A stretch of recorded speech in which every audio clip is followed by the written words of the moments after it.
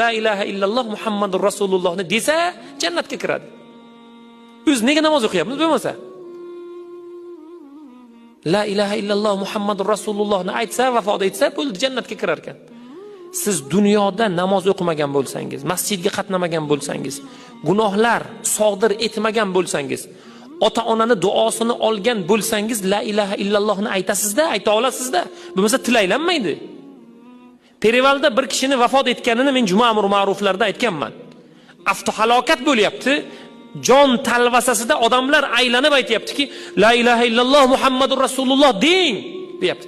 Uni og'zi qimirlayapti. Bir yigit aytayapti, nima deyotgan ekan deb quloqini og'ziga qo'ysa, 3 tasi 1000.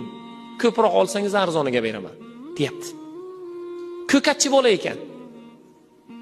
Siz bugun la ilaha illalloh Muhammadur Rasulullohni tagida nima yotadi?